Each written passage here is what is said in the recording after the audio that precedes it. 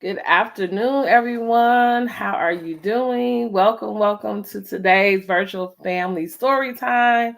I'm so excited to have you join us. As you are joining, say hello. Let us know you're here. During this conversation, it's going to be a mixture of not only interview questions, but also an opportunity for us to be able to hear from the author herself of just what inspired her book and what inspired just even everything from the idea to the final product. Also, any questions or comments that you have as you're watching live, I'll be able to bring it up during this time. But really, what I love about this segment is that it's an opportunity for us to learn about authors that need to be a part of our home libraries, right? And be able to learn from the author what was the inspiration behind the book. So, if you are unfamiliar with who I am Jarima Gorham. I'm the founder, executive director of Burst into Books. And this segment, Family Storytime, came out of an opportunity for us to be able to meet authors all over the nation. And so I'm excited to have Veronica Moore with us today. And I really am truly excited to hear your story and just what led you to your book. So I love to always start with background. So if you could just kind of share a little bit about your background and then we'll get into the rest of the questions. Sure. So I'm originally from Chicago, Illinois. Yes, So yes. we go to the Windy City. I am in the Lehigh Valley of Pennsylvania, and I am tapping my eyes because we are in the middle of like pollen Oh, wow. season. So if I have to pause for a second just to gather Oh, myself, no worries. the pollen is all around. But I'm originally from Chicago. I'm an educator by trade. I have been in the higher education space for over almost 20 years. Mm, Sounds crazy to say that, but it's really where I found my passion or deepen my passion for learning, deepen my passion for connecting with young adults, and really just pouring into people. I had a wonderful opportunity to coach and mentor many, and thousands of different students and young professionals in that space. And so, as an educator, it's within me to always have something to give, right? Um, And so when it came to really being able to pour into myself or understand my positioning as an author, it really rested upon every single experience that I had of people giving back to me, right, as a young adult, pouring into me from my mentors and really being able to pull out every single thing that I learned about myself, every single journey that I had to experience of overcoming obstacles, and mhm. just being able to understand what that process is like so that when I got to this point of, creating my first children's book, it really was out of a need to share a message of community, a message of beautiful relationships that mothers and daughters can have with each other. But it was also a wonderful experience for me to reflect on the relationship that I had with my mother and how that is totally reflected in the relationship that I have even with my daughter. Mhm. So those life lessons always like come about in every single moment in my life, not just through authorship, but if I had to think about how I was a avid learner, right, growing up and needed to go to school and was really upset when I couldn't go to school because I was sick. Those things all come out in my desire to educate and learn. And my daughter is the same way. Honey, Mhm. if she can't go to school, she's like, but mommy, no, sweetie, we need to make sure that we are taking care of ourselves. Yes. So, if there's anything that folks need to know and learn about me is that I'm a giver by nature. My superpower is to empower other people to see what their impact is, right? What their gifts are and to pour into them in a way that will allow for those gifts to come out. So the fact that I was able to do that in a higher education space, and I still do that in a higher education space, but I'm more connected to little kids and children right now. It's like their minds are so brilliant at this stage, and I get to see not only the influence that I have with my own children, but to be able to pour into other children as well who look like me, Yep. never seen an author who looks like them. Mhm. Like, oh my goodness, you're an author and you're sitting here, you wrote that book. So it's like being able to show them what's possible. That is what feeds my heart. It's what I am truly passionate about. And I'm blessed to be on this journey to do the work that's needed. I love that. I love it. Sean is joining us. Hey, Sean. He said, "Good afternoon, ladies." And definitely, I think that it's so important that you share that piece, because I think that it's important for us to see just how lessons and characteristics and like who we are is very like intergenerational, right? And Mhm. just how those lessons is, I think, in many ways, how we're able to honor the people in our families, because you can be like, oh, you remind me so much of this person, or Yes. even like the characteristics we learned. And so, Rosie's special gifts, I would love to know like what inspired you to write this particular book. Yes, this particular book is really it's important to me, and I'm really happy that it was my first published children's book. Um, I got really interested in the art of connecting with children through literature Mm, from watching my daughter mm, in her early stages of learning the foundations of reading, right? And fundations and, sound iterations. She was very keen and she was very interested in reading in pre-K when she was at the pre-K level. And so prior to her starting school, I had this community called Brown Skin Plant Mama where I really help people understand the therapeutic benefits of plant care and gardening. mm. And I was like, I have this amazing idea to write this children's ABC book, but the experience was horrible. Okay, with an illustrator, I was like, this is not it. Maybe it's just not meant to be, right? Maybe it's not meant to be. Now, why? What was the experience? Horrible. Girl, because the experience was horrible. Being someone who was not very familiar with the illustration, like just landscape. Mm-hmm. Girl got a Fiverr illustrator and would do not recommend 0 out of 10. Okay, for me. Yeah, Maybe yeah, there's been some folks who have been successful, but being that that was the first encounter, I was like, no, maybe this is not for me. And it wasn't supposed to be for me at that time. yeah. But when I started to watch my daughter, I was like, oh, this is beautiful. And she loves to read. She loves to read to me. And I had held on to that not so pleasant experience, right? And in 2023, I think that there's something about when our elders are here on earth that they know what's going to happen later on and we don't. Mm, And they guide us while they're still here. mm, And then once they're on the other side, they continue to guide us. And mm, I say that because I had an inkling in my spirit in March of 2023. And I said to myself, you know what, Veronica, you've been doing these plant therapy programs and workshops for college students to elementary school students, and they've really gravitated towards understanding how plant therapy can be effective in their lives and how it's important for our spiritual, mental, and emotional well being. You have experience with this, and I think that it's time for you to share this in a creative way. And I mm. was like, okay. And I continued to watch my daughter read and and gravitate to these different subject matters and authors and characters. And I was like, maybe it's time for you to explore this children's book thing again. Mhm. So I put it out into the Facebook universe and I was like, you know what? By the end of 2023, I am going to publish my first children's book. It's been 2 years. Y'all hold me to it. I told my mother that. And when I told my mother, she gave me this smile of Mm, like affirmation. And I was like, oh, okay. Cause I was like, she's probably like, girl, you're always doing something. Your little creative brain is always up to something.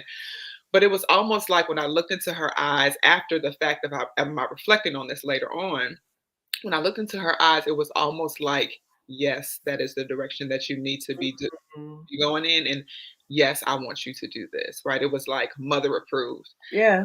So, the following months, my mother was talking to me about the book and she was getting ready to start her gardening journey. And my mother's a master gardener. She taught me everything I know about plant care and growing food. And she got sick very suddenly. Um, within At the end of April, I think that she was sick. She didn't tell anyone, or maybe she didn't think that it was, too serious. And so May 1st, she went into the hospital. And I was like, oh my goodness, I don't know if I have what it takes to continue this book right now. Like my focus is where it needs to be on my mother. I was all the way in Pennsylvania. She was in Chicago.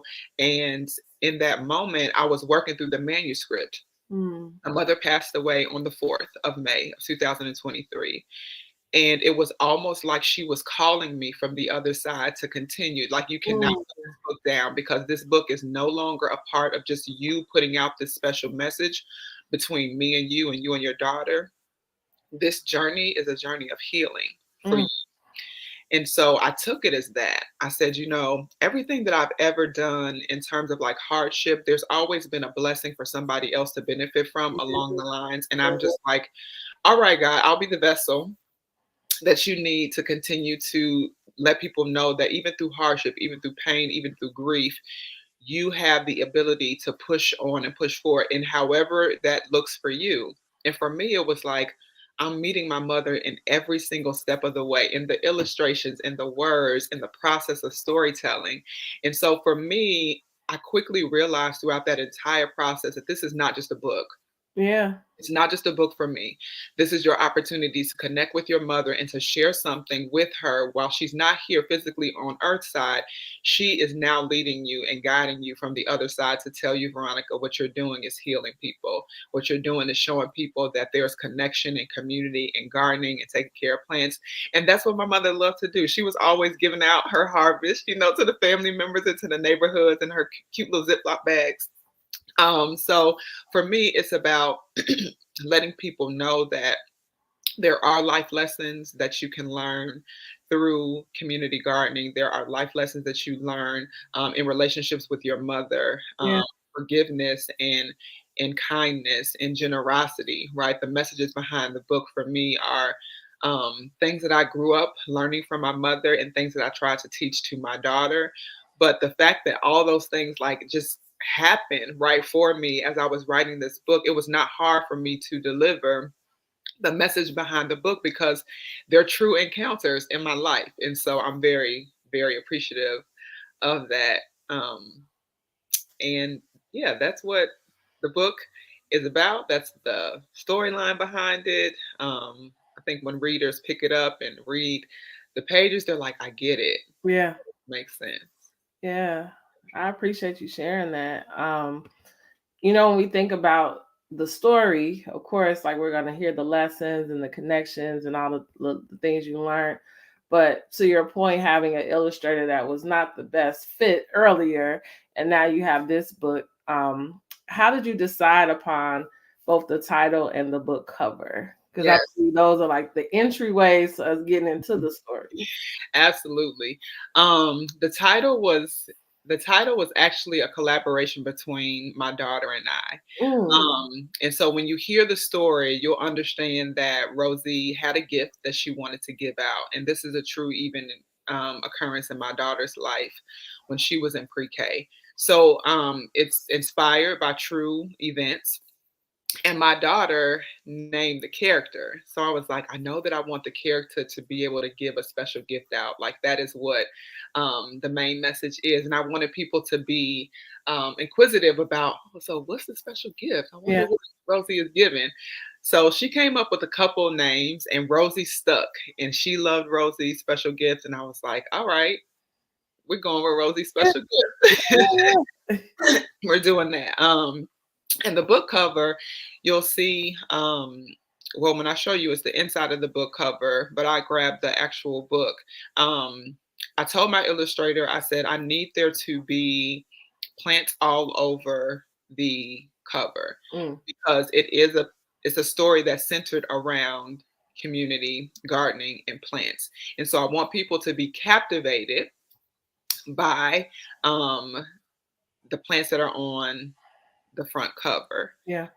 She gave me a couple different iterations of it. One of them was just Rosie, as you see her back there, or over here, Yeah. Yeah. right there. Um, that was one of the iterations. Another one was of the mother and the daughter on the page, and they were planting together.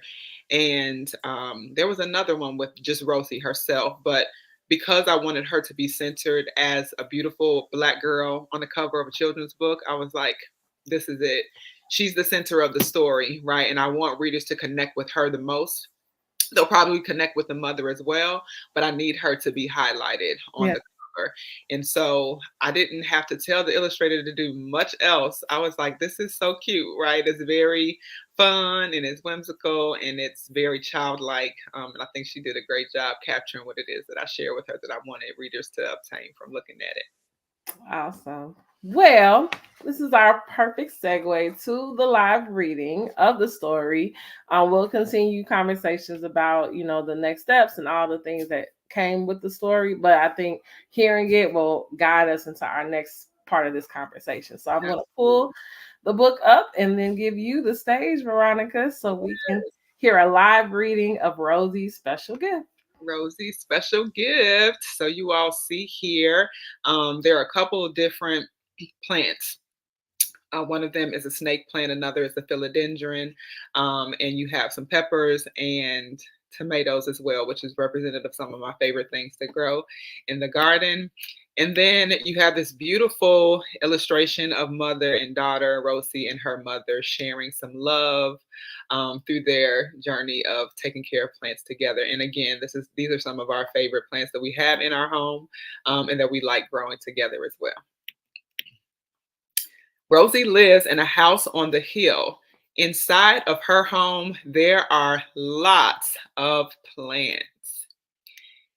Big plants and small plants, all in different shades of green. Some of them even have fun shapes and textures. Rosie loves to help her mom with the plants in their home. Watering them is her favorite thing to do because she knows plants need water and light to grow. Rosie's mom always says growing plants is a lot of work, but it's also a lot of fun. One day, while watering and misting plants, Rosie decided to practice counting along the way. 1, 2, 3, dot, dot, dot. 8, 9, 10, dot, dot, dot. 23, 24, 25, dot, dot, dot. 48, 49, 50. Wow, so many. Rosie knew her mom loved plants and she was curious to know why. One day while in the garden, she asked her mom, Mommy, why do you love plants so much? Well, Rosie, plants are living things just like you and I. They teach us many lessons such as responsibility, patience, and giving to others. They also make people happy, and that is what I love about them the most. Plants clean the air we breathe in, provide food for us to eat, and make the inside of our homes beautiful. When I was a little girl just like you, I would watch Grandma D take care of the plants in our home and in the garden. I was her little helper.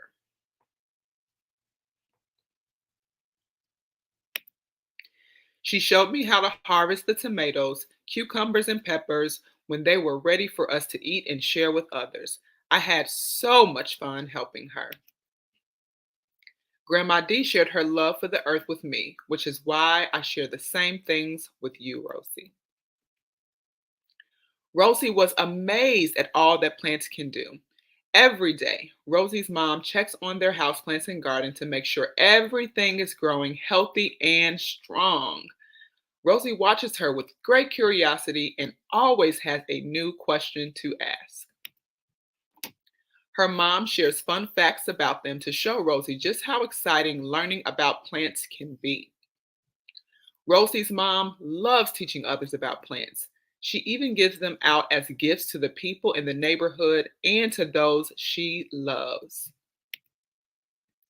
When Rosie returns to school, it will be her turn to share for show and tell.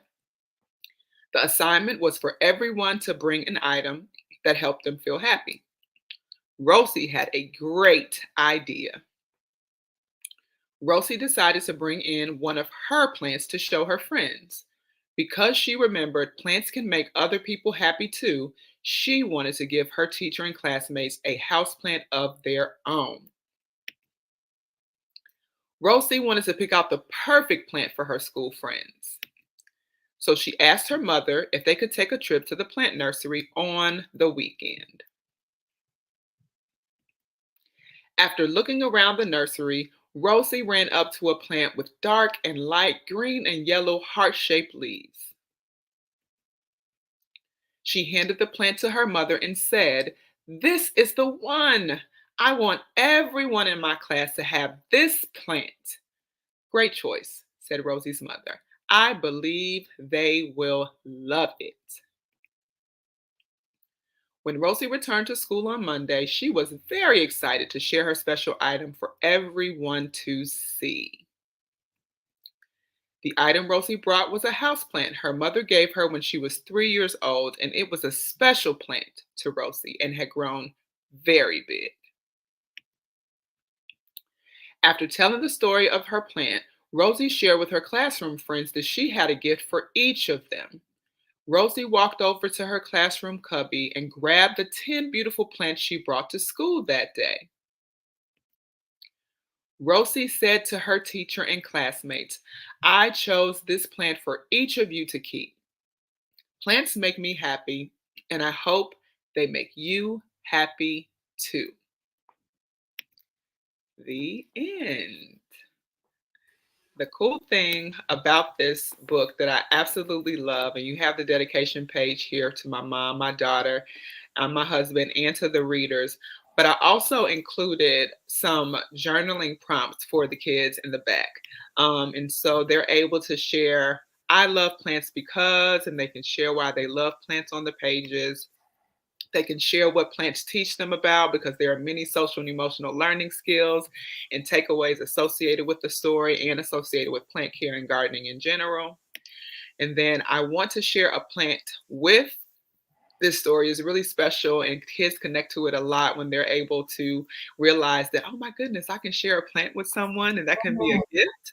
And they get excited to think about the different people that they're able to give a plant to, right? They start listing them out or shouting them out, so they can write those down here. And then they can also share excuse me, what they might want to grow in their garden, or what's a plant that they might want to have within their home. They can write the garden and plant wish list here, and that's an opportunity for them to kind of journal and reflect, giving them permission to write in this book. Not all their books, but they can write in this book and have a takeaway and something always to go back and look to after they finish the story. I absolutely love this. Thank Great job, Veronica. Yes, yes, yes. I mean, do you mind going to the front cover again as you kind of scrolling through? So I remember growing up. So I have three other siblings, you. and I always used to say this, but I no longer say this, is that I don't have a green thumb. Like I would say that all the time. My brothers and my sister, and also my grandmother, my dad is originally from Tennessee. And Mhm, so every summer we would go stay with my grandma before she passed, at least 2 weeks in the summer. And she mhm, had a beautiful garden, and she had so many beautiful flowers. Even to the back of her home, she had peach and apple trees, and she would make preserves and like all these things. Like she was just very into just her space. I mean, she would be out there for hours. And from that, she'll take, just like a stem, and she can grow it to this like huge plant, and then gave it to my brothers and sisters, and they learned how to do it. Now that I'm older, again, like I said, like I don't have a green thumb just because I'll be forgetting about water and I'll do all kind of stuff. So my brother, when I brought my home 2 years ago, he actually gave me a peace lily, like a lily. He was like, "Well, Dream, this is a pretty simple plant, right? Like you just water it. It kind of tells you when it needs water. Like it's a good Yeah. starter for you." And then at the same time, at my space, we started a garden in the back. And the reason I'm bringing this up is because it was not until I just kind of said, you know what, let me stop saying that about myself. Let me Mhm. learn how to actually be in relationship with nature in a way like this, Yeah. right? And it has been such a journey for me, but I actually have this whole like corner in my living room now that's just like all these beautiful plants.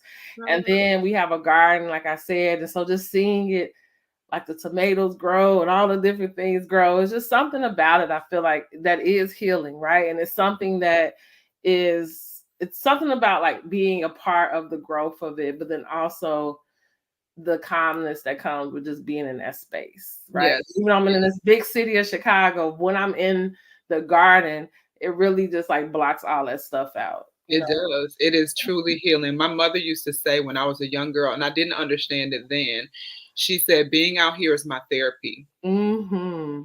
It allows for me to just really pour my soul into everything that I see happening out here and to really relate to the growth process of the plants. I'm sticking them into the earth, and I'm planting them, and there are certain things that I need to do to plant within myself. There's seeds that I need to plant to water and grow. And Yes. it's like, wow. But as an adult, I truly tell people, especially Black folks, like, it is our birthright to be with the land. It is absolutely, we are connected to this space. There's healing properties that are in the soil, Mm. even, right? Anti-stressors that are naturally within the earth that benefit our bodies when we're able to just be amongst the things that are happening. If we woke up one day and all of the trees were gone, Mm. that's it. Yeah. Like, the tree of life, that's just as a real thing in nature, period. Yep. They provide us with so much. And I think when people are able to sit still and realize that, the pandemic helped many of us realize that, because we couldn't do anything else, Yeah. right? So people are like, oh, you got into this because you couldn't do anything else during the pandemic. I'm like, no, I grew up with this, right? And I'm really happy to see that other people had that moment of pause. Yeah. They were able to connect in ways that they didn't think about as well, right? And I'm so glad that you said, like, changing your language around your ability to care for plants, because I truly believe everybody has the ability to grow things. Yeah. We have to just break it down, keep it simple, pay attention to our environments, know what the plant needs in order to thrive, and give that to it. Right? And how can that relate to our own personal wellness, right? There's so many things that I learn and gather when I'm walking around my house and I start pruning the dead leaves on the plants. Mm. I'm like, there's some things I need to let go of personally in my life.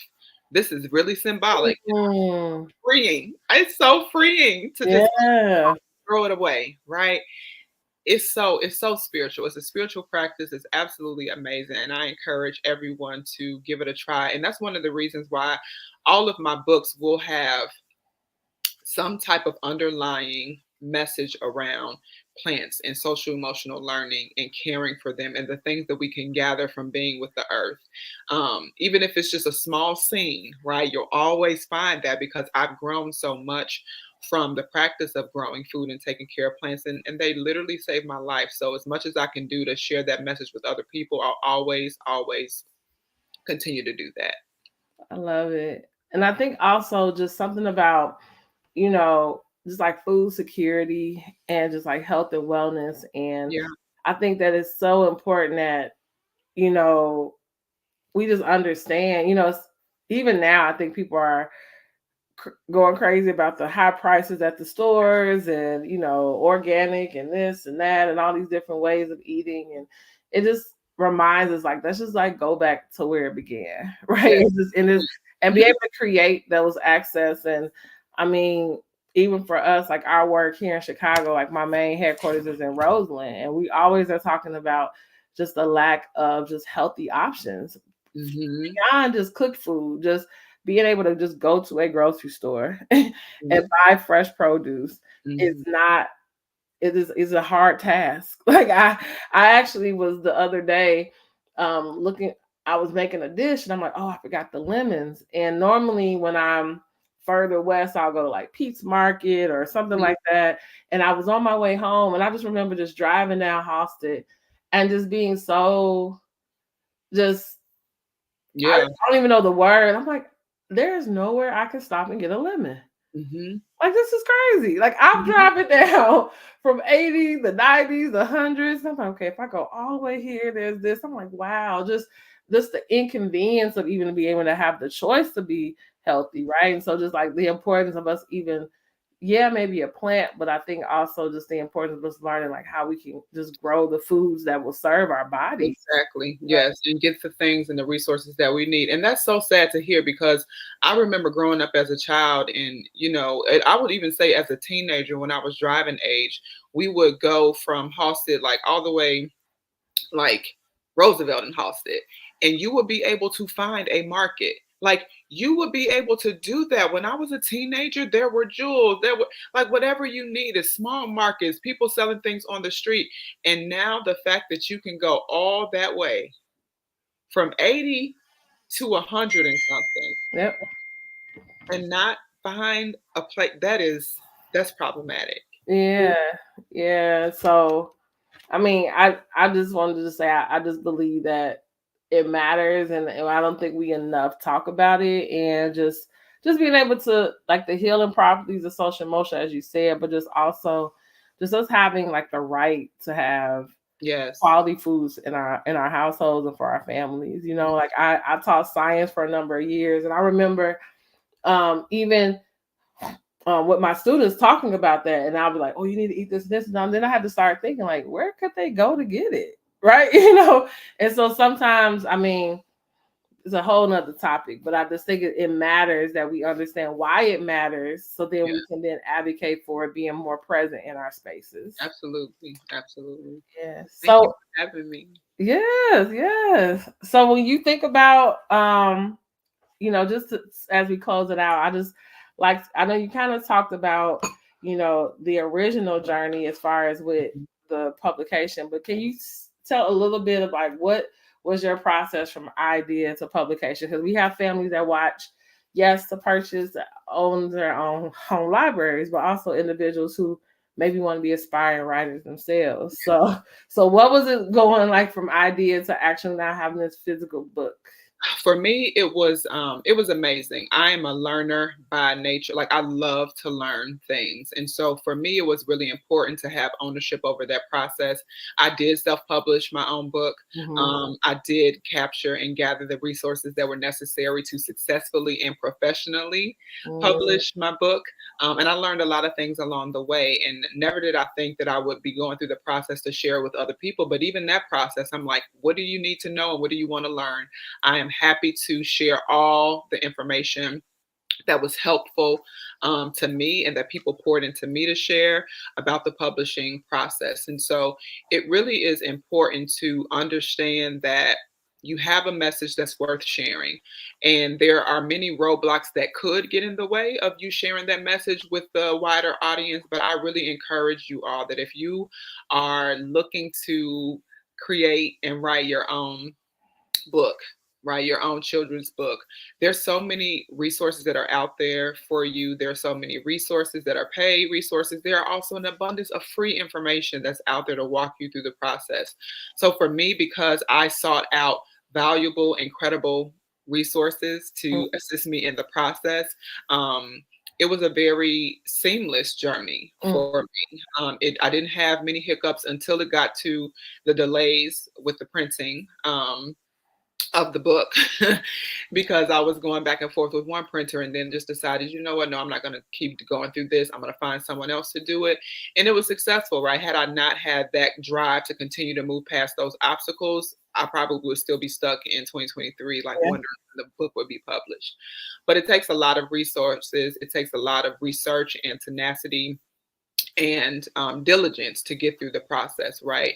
So it's not something that you can just say, I want to do without putting any action towards it. Mhm. Um, you have to be able to make sure that if you're going to go through this on your own and do the publishing yourself, that you do so in a professional manner. That you edit your book, that you proofread your book, and then you hand that over to somebody else to do the same thing. Mhm. And that you get some folks on your team that have experience with it, that want to see you succeed. You are a valuable resource with the authors that you are connected with and the people in the industry. So thank you so much, Rima, for everything that you're doing to bring awareness to authors who are, birthing stories into this world and want to be heard and seen. But it really was, it was a tiring process, but it was worth every single step of the way from idea to upload to printing to shipping. I did a pre-sale, and that was very successful for me. And so I couldn't, speak more highly of it. And every single book that I put out will be published by me. So I'm excited for that. Like, Unless, somebody want to come. look. Girl, listen, I can be represented. But now I know what goes into it, right? So I'm prepared to advocate for myself when that moment happens. Yes, yes, yes. So, as closing thoughts, can you share one how people can get the book, and just like what are some things you have coming next, and then if you could also just give like a closing thought to those who may be watching.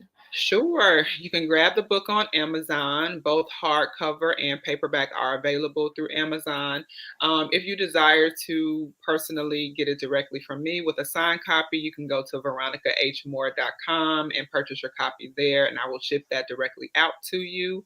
There are many different things that I have coming up in terms of author tours and plant therapy workshops for the summer, just exposing children to the book, but also exposing them to the act of growing their food and learning about that process for themselves. And my closing thoughts is just go after it. Just do it. Some of you are watching and you have been holding on to a book idea for a long time, and you deserve to get that story out to potential readers, those who you want to grab the message from what it is that you have to say, get over the what ifs, the imposter, whatever. You are worthy enough to have your words heard, to see them visibly on the pages, and for children to be able to take away the stories and lessons that you want them to have. I love it. And just closing, Michelle, what she said, I love what she's saying. I went through some of the same things. I appreciate her. So thank you, Michelle. So I just want to say thank you, Veronica, for this time. Thank you for sharing your story. I feel like everything was divine timing. I feel like your story is the perfect weekend for this to be coming out, for us to just really cherish our moments with our mothers and just even understanding the importance of those lessons. And so I look forward to seeing you in person very soon this summer. Right. I'm excited. It's going to be awesome. And I just hope you enjoy the rest of your day. Those who are watching either now or later, thank you for tuning in. Share, support, and let's continue sharing our stories. Have a great rest of your day. Thank you. Bye. Bye.